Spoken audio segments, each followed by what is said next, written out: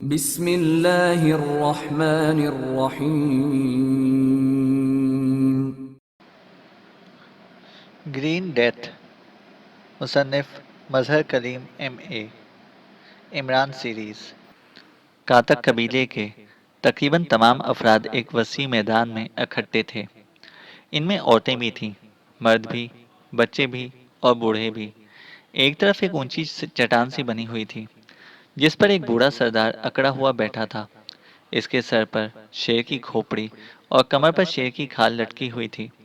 इसके हाथ में एक लोहे का मोटा सा डंडा था, जिसके सिरे पर सुर्ख रंग के धागे बंधे हुए थे।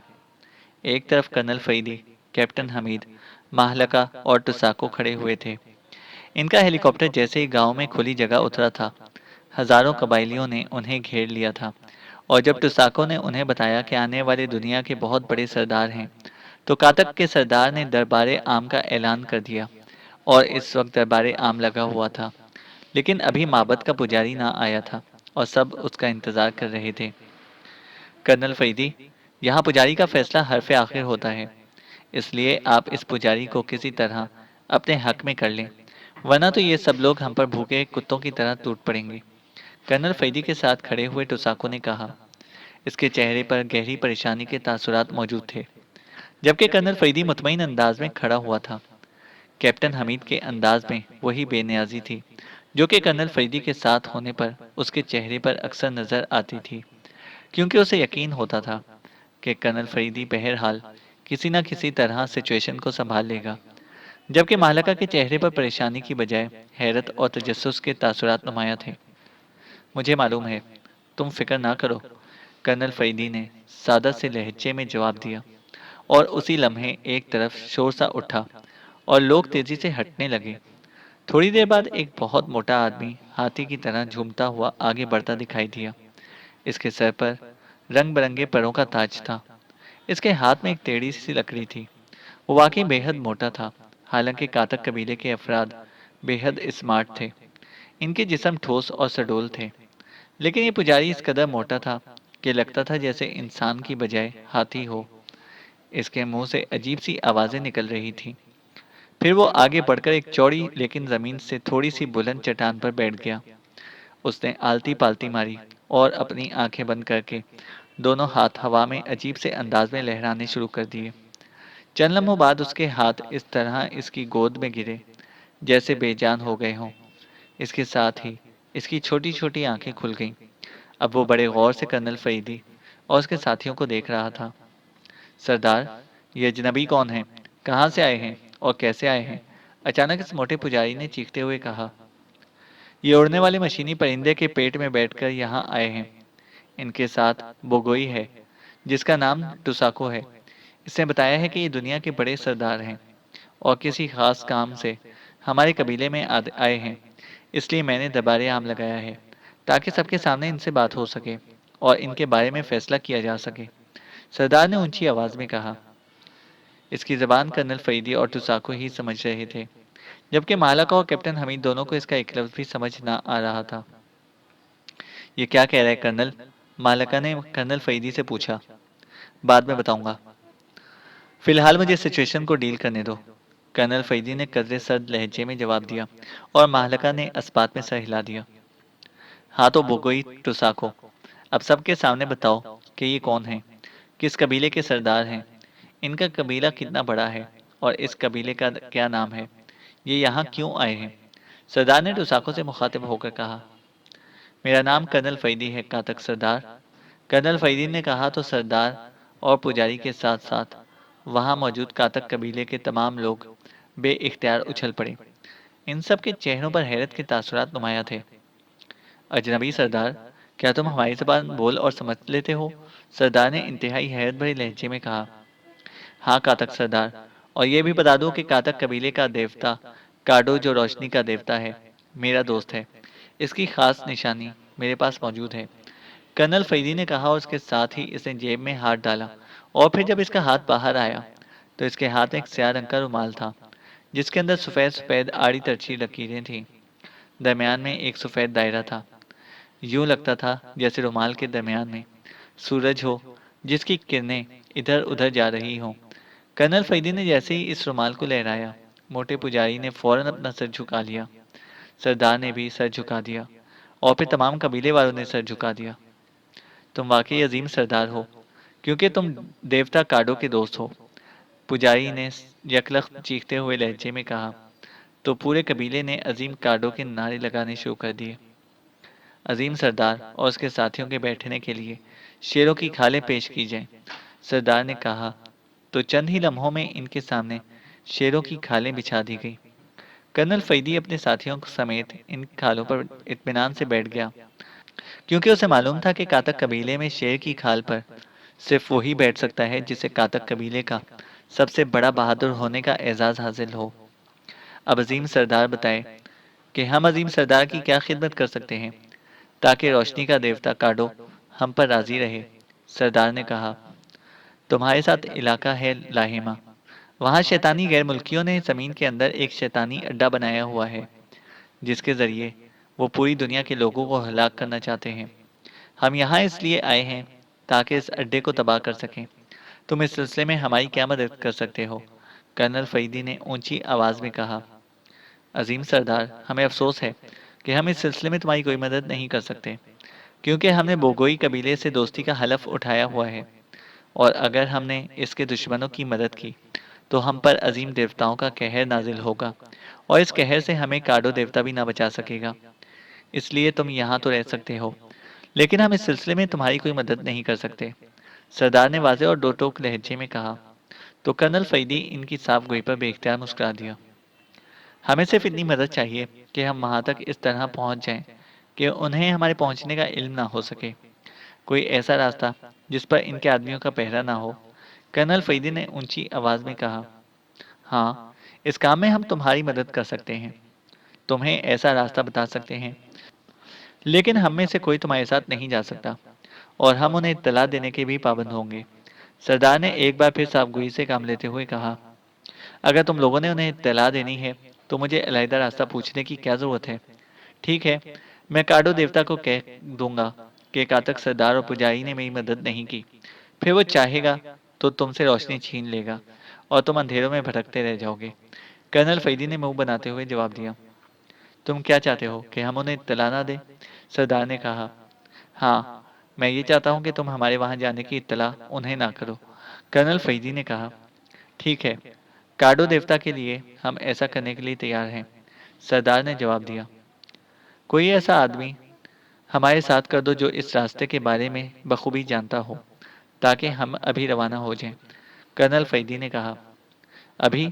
ओह नहीं, तुम काडो देवता के दोस्त हो, हमारे यहाँ कबीले में मेहमान रहो, यहाँ 7 रोज तक रहो, फिर चले जाना। सरदार ने कहा। नहीं, हमारे पास इतना वक्त नहीं है, हमने अभी जाना है। कर्नल फैदी ने जवाब दिया। इस रास्ते से सिर्फ बड़ा पुजारी या इसका नायब वाकिफ है। बड़े पुजारी, तुम क्या कहते हो? सरदार ने कहा, और फिक्रे के आखिर में वो इस मोटे पुजारी से मुखातिब हुआ। अजनबी, तुम कौन से रास्ते से जाना चाहते हो, तारीख रास्ते से या रोशन रास्ते से? मोटे पुजारी ने कर्नल फरीदी से मुखातिब होकर कहा। ऐसे रास्ते से जिसका इल्म बोगोई कबीले को ना हो, और हम इनके माबद तक इस तरह पहुंच जाएं कि वो हमें ना देख सकें। कर्नल फरीदी ने जवाब दिया। फिर तो तुम्हें तारीख रास्ते से ही जाना होगा, लेकिन तुम तो रोशनी के देवता के दोस्त हो, तुम तारीख रास्ते से कैसे जा सकते हो? बड़े पुजारी ने कहा। काडो देवता हमें खुद ही रोशनी मुहैया कर देगा, तुम इसकी फिक्र मत करो। कर्नल फैदी ने कहा। तो फिर कामा तुम्हारे लिए बेहतरीन रहबर साबित होगा। कहाँ है कामा? हाजिर हो, मोटे पुजारी ने कहा। तो एक उधेड़ उम्र कबायली तेजी से आगे बढ़ा और मोटे पुजारी के सामने पहुंचकर रुकू के बल झुक गया। कामा, तुम लोमड़ी की तरह होशियार और चूहे की तरह तंग रास्तों को जानते हो। हम तुम्हें काडो देवता के साथियों का रहबर मुकर्रर करते हैं। इन्हें अपने साथ डगनी रास्ते से ले जाओ और अपनी सरहद पर छोड़कर वापस आ जाओ।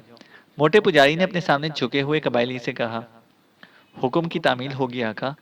कबायली ने, जिसका नाम कामा था, इसी तरह झुके झुके अंदाज में इंतहाई मौदबाना लहजे में जवाब दिया। फिर जाओ इनके साथ, और बाकी सब लोग भी जाएं, और हम भी जा रहे हैं। मोटे पुजारी ने हाथ उठाते हुए कहा, और इसके साथ ही वो चट्टान से उठा और उसी तरह झूमता झामता इस तरफ को बढ़ गया जिधर से आया था। कबायली सरदार भी चट्टान से उतरा और अपने केबिन की तरफ चला गया। बाकी कबायली भी तितर बितर हो गए, जबकि कामा कबायली कर्नल फैदी के सामने जाकर रुकू के बल झुक गया। आओ हमारे साथ, कर्नल फैदी ने कहा, और फिर वो इसे साथ लिए इस तरफ को बढ़ गया जहां इनका हेलीकॉप्टर मौजूद था। कर्नल फैदी अपने साथियों समेत हेलीकॉप्टर में बैठ गया और इसने कामा को भी अंदर बिठा लिया। कामा इंतहाई हैरत और दिलचस्पी से हेलीकॉप्टर को देख रहा था। इसकी आंखों में ऐसी चमक थी जैसे कोई बच्चा पहली बार किसी नई चीज को देख रहा हो। फिर कर्नल फैदी ने इससे सवालात करने शुरू कर दिए और सवालों की मदद से आखिरकार इस रास्ते के बारे में तफसीली मालूमात हासिल कर ली। कामा के मुताबिक ये रास्ता घने जंगलों से होकर गुजरता था। इस रास्ते में दो बड़ी खौफनाक दलदलें आती थीं।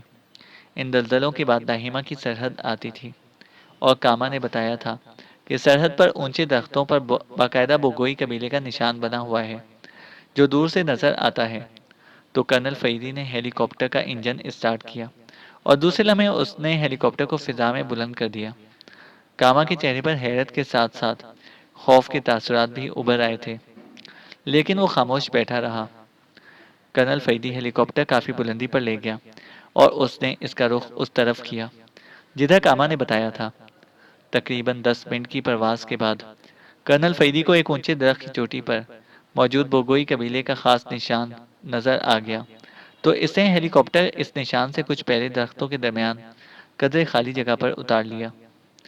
ओह, तो हम बोगोई कबीले की सरहद पर आ गए। वो खौफनाक दलदलें तो पीछे रह गईं। हेलीकॉप्टर नीचे उतरा तो कामा ने इधर उधर देखते हुए इंतहाई हैरत भरे लहजे में कहा, तुमने यहीं से वापस जाना है? कर्नल फैदी ने, जो अपने साथियों समेत इसके साथ ही हेलीकॉप्टर से नीचे उतरा था, इससे मुखातिब होकर पूछा। हाँ सरदार, मैंने यहीं से वापस जाना है, क्योंकि बड़े पुजारी का यही हुक्म है, कामा ने जवाब देते हुए कहा। यहाँ से आगे के रास्ते के बारे में मुझे तफसील बताओ, कर्नल फैदी ने पूछा। तो कामा ने जमीन पर बैठकर लकीरें खींची और फिर तफसील बताना शुरू कर दी। कर्नल फैदी और टुसाको ने इससे काफ़ी सवालात किए। तब जाकर उन्हें समझ आई कि ये रास्ता आगे जाकर कहाँ कहाँ से गुजरता है, रास्ते में किस किस किस्म की रुकावटें हैं और कहाँ कहाँ जाकर ये रास्ता ख़त्म होता है। ठीक है, अब तुम जा सकते हो, कर्नल फैदी ने कहा। तो कामा ने सलाम किया और वापस मुड़ गया, लेकिन थोड़ी दूर जाने के बाद वो मुड़ा और वापस आ गया। आपका काडो देवता के साथी हैं। अगर आप वादा करें कि काडो देवता से मेरी सिफारिश करेंगे कि वो मेरे बेटे को रोशनी देकर बड़ा पुजारी बना दे, तो मैं आपको एक राज की बात बता सकता हूँ।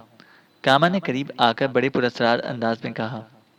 ठीक है, मेरा वादा है कि हम काडो देवता से तुम्हारी सिफारिश करेंगे, लेकिन मानना ना मानना तुम्हारे देवता की मर्जी है, कर्नल फैदी ने जवाब देते हुए कहा। हाँ, वो देवता है, मानना ना मानना तो उसकी मर्जी है, लेकिन मुझे यकीन है कि वो तुम्हारी सिफारिश मान लेगा। मैं तुम्हें बताता हूँ कि ये बड़ा पुजारी बोगोई कबीले से मिला हुआ है। बोगोई कबीले के आदमी खुफिया तौर पर आते हैं और बड़े पुजारी से मिलते हैं। आज भी जब बड़ा पुजारी दरबार में बैठा था, तो दो बोगोई उससे मिलने आए थे। वो इसकी झोंपड़ी में मौजूद थे। दरबार के बाद बड़ा पुजारी उनसे मिलेगा और मुझे यकीन है कि इसने उन्हें इस रास्ते के बारे में भी बता दिया होगा और तुम्हारे मुतालिक भी, कामा ने कहा। ठीक है, तुम्हारा शुक्रिया, हम होशियार रहेंगे। अब तुम जाओ, कर्नल फैदी ने कहा। तो कामा ने एक बार फिर सलाम किया और वापस मुड़ गया। थोड़ी देर बाद दरख्तों में गायब हो गया। अगर कामा की बात सच है कर्नल साहब, तो फिर बोगोई कबीले के लोगों को यहाँ मौजूद होना चाहिए था, टुसाको ने कहा। हम हेलीकॉप्टर पर आए हैं, जबकि वो पैदल वापस जाएंगे और फिर इत्तला के बाद उनके आदमी यहाँ पहुँचेंगे। इतनी जल्दी वो यहाँ कैसे पहुँच सकते हैं? कर्नल फैदी ने कहा और टुसाको ने इस बात में सर हिला दिया। अब आपका क्या प्रोग्राम है? महालका ने पूछा। मेरा ख्याल है कि हम मजीद रास्ता भी हेलीकॉप्टर पर तय कर सकते हैं, बशर्त ये कि हम हेलीकॉप्टर की परवाज़ नीचे रखें, वरना यहाँ से पैदल जाते जाते तो हमें काफ़ी वक्त लग जाएगा, कर्नल फैदी ने कहा। आपने दुरुस्त फैसला किया है, महालका ने फौरन कहा और कर्नल फैदी ने उन्हें वापस हेलीकॉप्टर में बैठने के लिए कहा। और थोड़ी देर बाद हेलीकॉप्टर एक बार फिर फजा में बुलंद हो गया, लेकिन इस बार कर्नल फैदी ने इसकी बुलंदी इतनी रखी थी कि वो दरख्तों से ना टकरा सके। हेलीकॉप्टर आगे बढ़ता चला जा रहा था। असला वगैरह निकाल कर अपने पास रख लो, हमें अब इंतहाई तेज एक्शन करना है, कर्नल फैदी ने कहा। तो कैप्टन हमीद ने हेलीकॉप्टर के उकबी हिस्से में मौजूद स्याह थैला उठाया और इसमें से असलहा निकालकर मालका और टुसाको में तकसीम करना शुरू कर दिया। फिर इसने कुछ ज़रूरी असलहा अपने पास रखा और थैला कर्नल फरीदी की तरफ बढ़ा दिया। कर्नल फरीदी ने एक हाथ से हेलीकॉप्टर का कंट्रोल संभाला, जबकि दूसरे हाथ से इसने ज़रूरी असलहा निकालकर अपनी जेबों में डालना शुरू कर दिया। अब इसके बाद हमें आगे पैदल जाना चाहिए, कर्नल फरीदी ने कुछ देर बाद कहा, और इसके साथ ही इसने खुली जगह पर हेलीकॉप्टर उतार दिया। फिर वो सब हेलीकॉप्टर से नीचे उतर आए। कैप्टन हमीद, तुम दूरबीन लेकर किसी ऊंचे दरख्त पर चढ़ो और माहौल का जायजा लो, कर्नल फरीदी ने कैप्टन हमीद से कहा, और कैप्टन हमीद तेजी से एक दरख्त की तरफ बढ़ गया। अभी तो हम फिजा से नीचे आए हैं, अगर कुछ होता तो हमें नजर ना आ जाता, मालका ने कहा। हेलीकॉप्टर दरख्तों से ऊपर था और ये इंतहाई घना जंगल है, इसलिए ऊपर से क्या नजर आ सकता है, कर्नल फरीदी ने जवाब दिया। कर्नल साहब, मुझे खतरे का एहसास हो रहा है, अचानक तुसाको ने कहा। किस किस्म का खतरा? जंगली दरिंदों का खतरा है, कर्नल फरीदी ने चौंक कर पूछा। हो सकता है, लेकिन मुझे एहसास हो रहा है कि पुरस्कार आंखें हमें देख रही हैं, टुसाको ने कहा। अब सिवाय चौकन्ना और होशियार रहने के और कुछ नहीं हो सकता, कर्नल फरीदी ने जवाब दिया। थोड़ी देर बाद कैप्टन हमीद नीचे उतर आया। माहौल साफ है कर्नल, कैप्टन हमीद ने कहा। ओके, आओ आगे चलें, लेकिन सब लोग इकट्ठे नहीं रहेंगे, बिखर कर चलेंगे। माहलका, तुम मेरे साथ रहोगी ताकि मैं तुम्हारी हिफाजत कर सकूं, कर्नल फरीदी ने कहा। नहीं, मैं अलहदा रहूंगी, आप मेरी फिक्र ना करें, मालका ने इंतहाई संजीदा लहजे में जवाब दिया। तो कर्नल फरीदी ने इस बात में सर हिला दिया, और फिर वो सब बिखर कर झाड़ियों और दरख्तों के तनों की आड़ लेते हुए तेजी से आगे बढ़ने लगे। तकरीबन 1 घंटे के मुसलसल सफर के बाद वो एक छोटी सी दलदल के किनारे पर पहुंच गए। दलदल की सारी साइडें घनी झाड़ियों से अटी हुई थीं। इन झाड़ियों से हमें गुजरना है, लेकिन ये दलदल का हिस्सा भी हो सकती हैं, कर्नल फरीदी ने कहा, और खुद आहिस्ता आहिस्ता आगे बढ़ने लगा। इंतहाई मोहतात अंदाज में चलते हुए आखिरकार वो इस दलदल को अबूर करने में कामयाब हो गए। लेकिन जैसे ही वो दलदल से जरा आगे बढ़े, अचानक उन्हें अपने दाएं और बाएं तरफ से चटक चटक की आवाजें सुनाई दी, और फिर इससे पहले कि वो संभलते, सफेद रंग के गाढ़े धुएं ने पलक झपकते में उन्हें घेर लिया। कर्नल फरीदी ने अपना सांस रोकने की कोशिश की, लेकिन ये सब कुछ इस कदर अचानक और गैर मुतवक्का तौर पर हुआ था कि कर्नल फरीदी अपने आप को संभाल ही ना सका, और इसका जहन किसी लट्टू की तरह घुमा, और फिर इसके हवास तारीकी में डूबते चले गए। इमरान अपने साथियों के साथ एक वसीओ अरीज और खौफनाक दलदल के किनारे पर मौजूद था। पास ही एक बड़ी सी किश्ती मौजूद थी, जिसे जागो नेडा कहता था। ये साख्त के लिहाज से बिल्कुल गोल थी, लेकिन किसी बड़ी किश्ती जितनी थी। इमरान ने अपने साथियों के साथ बूढ़े जागो के घर जाकर पूरी रात लगाकर ये बड़ा नेडा तैयार किया था। इसके साथ ही इसने 4 छोटी थालियां भी तैयार की थीं, जिन पर लकड़ियां फिट की गई थीं। हम नेडा की मदद से कितने अरसे में इसे पार कर सकते हैं, इमरान ने बूढ़े जागो से पूछा। अगर आप सही सलामत रहें तो 4-5 घंटे तो लग जाएंगे, जागो ने जवाब दिया। और इसके बाद जो दूसरी दलदल है, इसको पार करने में कितना वक्त लगेगा, इमरान ने पूछा।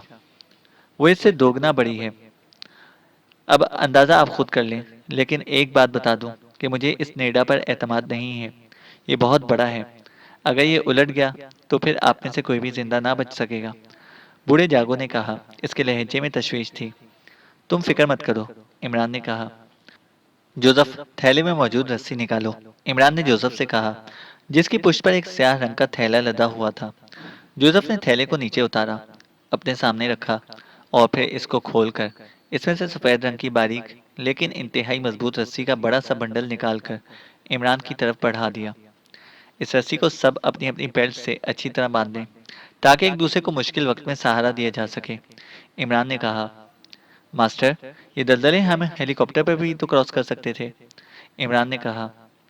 नहीं, हेलीकॉप्टर का उन्हें इल्म हो जाएगा, उन्होंने चेकिंग मशीनें नस्ब कर रखी हैं, जबकि इन दलदलों की तरफ से वो हर लिहाज से मुतमईन होंगे कि उन्हें कोई किसी सूरत भी क्रॉस नहीं कर सकता, इमरान ने कहा। तो जवाना ने इस बात में सर हिला दिया।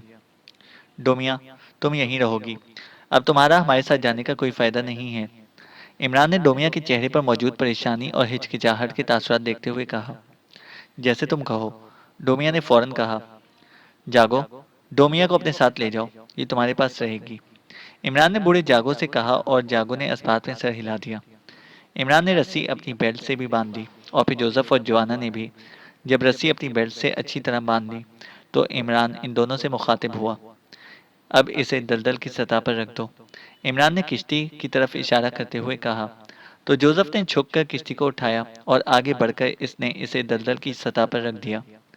मैं इसे पकड़ता हूँ, तुम एक एक करके इस पर सवार हो जाओ, लेकिन तुम दोनों ने मुखालिफ सिमतों में बैठना है ताकि वजन एक तरफ ना पड़ जाए, इमरान ने कहा। और झुककर उसने थाली किश्ती के किनारे को दोनों हाथों से पकड़ लिया। फिर पहले जोसेफ किश्ती पर सवार हुआ। किश्ती जरा सी टेढ़ी हुई लेकिन फिर सीधी हो गई। इसके बाद जोआना ने अंदर कदम रखा और फिर वो दोनों एक दूसरे की मुखालिफ सिमतों में किश्ती के किनारे के करीब बैठ गए। इमरान ने लकड़ियां उठाकर अंदर रखी और फिर वो उछलकर किश्ती पर बैठा और दरमियान में रुक गया। किश्ती का पेंदा काफी हद तक नीचे उतर गया था, लेकिन इसके ऊंचे किनारे बहरहाल सतह से काफी बाहर थे। ये एक लकड़ी तुम ले लो जोसेफ, और दूसरी लकड़ी जवाना ले ले। जिस तरह किश्ती के चप्पू चलाते हैं इस तरह इन्हें चलाना है, लेकिन एहतियात ये रखना कि इनके नीचे लगी हुई थालियां ज्यादा टेढ़ी ना हो, इमरान ने कहा। तो जोसेफ और जोआना ने एक एक लकड़ी उठाई और उन्हें दलदल की सतह पर रखकर जरा सा जोर लगाया तो किश्ती किसी लट्टू की तरह घूमी, लेकिन काफी आगे खिसक गई। बैक वक्त जोर लगाओ, वरना ये इसी तरह घूमती रहेगी, इमरान ने कहा। और इन दोनों ने एक बार फिर जोर लगाया। इस बार किश्ती ज्यादा तेजी से फिसलती हुई आगे बढ़ती चली गई और थोड़ी देर बाद इन दोनों ने अपने आप को दुरुस्त तौर पर एडजस्ट कर लिया। तो किश्ती खासी तेज रफ्तारी के साथ आगे बढ़ती चली गई और किनारा तेजी से दूर होता चला गया। जहां जागो और डोमिया दोनों खड़े उन्हें देख रहे थे, इमरान ने मुस्कुराते हुए हाथ हिलाया। किश्ती बिल्कुल इसी तरह सतह पर फिसलती हुई आगे बढ़ी जा रही थी जैसे बर्फ पर स्केटिंग की जाती है। अब किश्ती की रफ्तार पहले से काफी तेज हो गई थी और थोड़ी देर बाद बूढ़ा जागो और डोमिया दोनों नजरों से ओझल हो गए। कितनी हैरत अंगेज किश्ती है, जवाना ने कहा। तो इमरान मुस्कुरा दिया। जिसे दलदल में सफर करने के लिए इस नेडा को इजाद किया है वो बहुत माहिर साइंसदान था। इसकी साख्त ऐसी है कि ये डूब नहीं सकती। हालांकि दलदल सतह पर मौजूद किसी भी चीज को अंदर की तरफ खींचती है, लेकिन इस किश्ती पर ताकत तकसीम हो जाती है। फिर इसके चप्पू तो वाकई है इंतहाई महारत से तैयार किए गए हैं, इमरान ने कहा। मेरा ख्याल है कि कोई साइंसदान यहाँ आकर ठहरा होगा, इसी ने इसे इजाद किया होगा, जवाना ने कहा। तो इमरान बेख्तियार हंस पड़ा। साइंसदान सिर्फ वही नहीं होता जो बाकायदा साइंस की तालीम हासिल करे। साइंसदान वो भी होता है जो बगैर तालीम हासिल किए भी अपनी जहानत से कोई नई चीज़ इजाद या दरियाफ्त करे। चूंकि यहाँ के लोगों के लिए दलदल रुकावट है, इसलिए किसी के जहन में ख्याल आया और फिर इस पर सदियों तक तजर्बात करते रहे और आखिरकार ये नेडा वजूद में आ गई, इमरान ने मुस्कुराते हुए जवाब दिया। किश्ती तेजी से फिसलती हुई आगे बढ़ी चली जा रही थी कि अचानक वो एक जगह पर रुक गई और इसने सिर्फ दायरे में घूमना शुरू कर दिया। ये क्या हुआ, इमरान ने हैरान होकर कहा। ये तो आगे बढ़ती ही नहीं, यूं लगता है जैसे आगे दीवार आ गई हो, जोआना ने हैरत भरे लहजे में कहा। रुक जाओ, मुझे सोचने दो, इमरान ने कहा। तो जोसेफ और जोआना दोनों ने लकड़ियां उठा ली और किश्ती एक जगह टिक गई। इमरान खिसकता हुआ आगे बढ़ा, जबकि इसके इशारे पर जोसेफ जरा सा हटकर पीछे हो गया ताकि बैलेंस बराबर रहे। इमरान के हाथ में एक लकड़ी थी। इसने इस लकड़ी के थाली वाले हिस्सा पकड़ा और लकड़ी वाले सिरे को किश्ती के किनारे से नीचे दलदल में डाला और आगे को धकेला, लेकिन लकड़ी आगे जाकर टकरा गई। इमरान ने जोर लगाया तो किश्ती उलटते उलटते बची। हैरत है, यूं लगता है जैसे आगे चट्टान हो, लेकिन दलदल में चट्टान कैसे हो सकती है, इमरान ने लकड़ी को वापस खींचते हुए कहा। अब इसे दाएं साइड पर ले चलो, इमरान ने इन दोनों से कहा। तो उन्होंने इसे साइड पर धकेलना शुरू कर दिया और किश्ती तेजी से दाएं तरफ को खिसकने लगी, लेकिन फिर आगे जाकर इससे पहले वाली हालत हो गई। अब इसे वापस ले चलो और बाएं तरफ धकेलो, इमरान ने कहा। तो उन्होंने इसे बाएं तरफ धकेलना शुरू कर दिया। अब चूंकि इसकी तकनीक उन्हें समझ आ गई थी, इसलिए वो ये सब कुछ इंतहाई आसानी से कर रहे थे। सिर्फ मसला किश्ती को बैलेंस में रखना था, लेकिन तकरीबन इतना ही फासला तय करने के बाद जितना उन्होंने दाएं तरफ तय किया था, किश्ती एक बार फिर आगे बढ़ने की बजाय घूमने लग गई। हम फंस गए हैं, अब सिवाय वापस जाने के और कोई रास्ता नहीं है, इमरान ने एक तवील सांस लेते हुए कहा। वापस जाने पर क्या होगा? जवाना ने हैरान होकर पूछा। अब यही सूरत है कि हेलीकॉप्टर इस्तेमाल किया जाए, और तो कोई सूरत नहीं है, इमरान ने कहा। मास्टर, इन चट्टानों की वजह से हम दलदल में डूब तो नहीं सकते, तो क्यों ना इन चट्टानों को पैदल चलकर क्रॉस किया जाए? जवाना ने कहा। ओ हाँ, नीचे चट्टानें हैं, इसलिए हम दलदल में न डूब सकेंगे। वेरी गुड, आओ, इमरान ने मुसरत भरे लहजे में कहा। तो जवाना का चेहरा खुशी से तमतमा उठा। इसने खुद ही कदम आगे बढ़ाए और फिर इसके टखने दलदल की तह में उतर गए। लेकिन वो इत्मीनान से खड़ा था, नीचे वाकई ठोस चट्टान थी। इसके पीछे इमरान और आखिर में जोसेफ भी दलदल में उतर गया। जोसेफ ने एक हाथ में किश्ती उठा ली। लेकिन हमें लकड़ियां हाथ में रखनी चाहिए, क्योंकि किसी भी लम्हे ये चट्टानें खत्म हो सकती हैं, इमरान ने कहा। और फिर इन तीनों ने एक एक लकड़ी हाथों में पकड़ ली, जबकि जवाना के हाथ में दो लकड़ियां थीं। वो लकड़ियां पकड़े इनमें से आगे आगे बढ़ते चले जा रहे थे। शायद इनके जहन में ये था कि चूंकि ये तजवीज़ इसने दी थी, इसलिए रिस्क भी इसे ही लेना चाहिए। इसलिए वो इमरान से भी आगे चल रहा था। इमरान भी शायद इसकी हौसला अफजाई के लिए जानबूझकर पीछे रह गया था। तकरीबन 200 गज का फासला तय करने के बाद अचानक लकड़ी दलदल की तह में उतरती चली गई। जवाना के जिस्म को एक जोरदार झटका लगा। इसका तवाज़ुन खराब हुआ। यूं लगता था जैसे वो दूसरे ही लम्हे दलदल में गिरकर गर्क हो जाएगा। लेकिन इमरान ने बिजली की सी तेजी से उसका बाजू पकड़कर उसे वापस खींच लिया। रहनुमाई के लिए तवाज़ुन की बड़ी ज़रूरत होती है, जवाना, इमरान ने मुस्कुराते हुए कहा। तो जवाना के चेहरे पर हल्की सी शर्मिंदगी के तासुरात उभर आए थे। मैं इसलिए आगे था मास्टर, कि आपको बचा सकूं, जवाना ने तवाज़ुन दुरुस्त होते हुए कहा। तो इमरान बेइख्तियार मुस्कुरा दिया।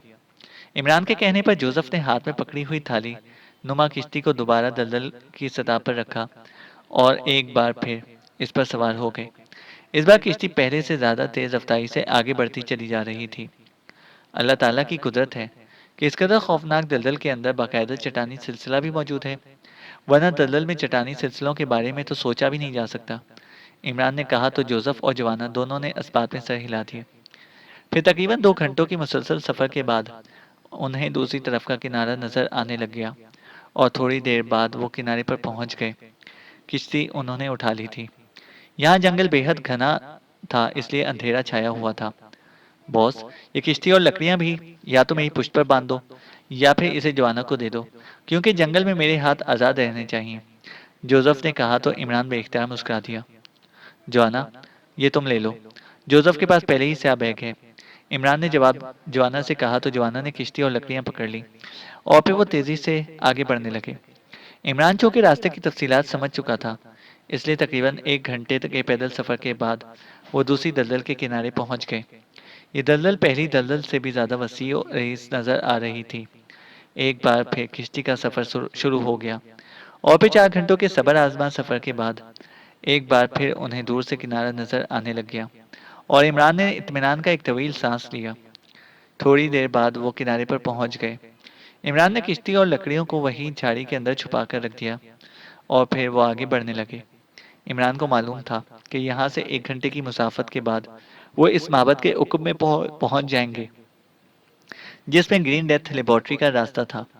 और चूंकि इस तरफ मौजूद दलदलों की वजह से बोगोई कबीले के मुताबिक कोई इंसान पहुंच ही ना सकता था, इसलिए इमरान को यकीन था कि इस तरफ कोई आदमी भी मौजूद ना होगा और वो इत्मीनान से माबद तक पहुंच जाएंगे।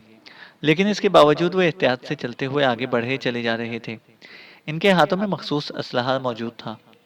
बॉस, यहाँ खतरा मौजूद है, अचानक जोसेफ ने ठिठक कर रुकते हुए कहा। कहाँ मौजूद है? जाकर गर्दन से पकड़ लाओ उसे, आज मैं भी देखूं कि खतरे की शक्ल कैसी होती है, इमरान ने मुस्कुराते हुए कहा। लेकिन इससे पहले कि जोसेफ इसकी बात का कोई जवाब देता, इनके सरों पर दरख्तों के ऊपर से हल्की सी चटक की आवाज़ सुनाई दी। इन तीनों ने चौंक कर सर उठाए ही थे कि दरख्त से सुर्ख रंग की रोशनी की धार उन पर पड़ी। इमरान को यूं महसूस हुआ जैसे इसके जिस्म से रूह निकल गई हो। इसे अपना जिस्म रेत के खाली होते हुए बोरे की तरह ज़मीन पर गिरता हुआ महसूस हुआ। लेकिन ये आखिरी एहसास था जो इसके जहन में उभरा था। फिर इसका जहन तारीकियों में डूबता चला गया। चैनल को सब्सक्राइब करें और बेल आइकन को प्रेस करें ताकि हमारी हर अपडेट आपको बर वक्त मिल सके।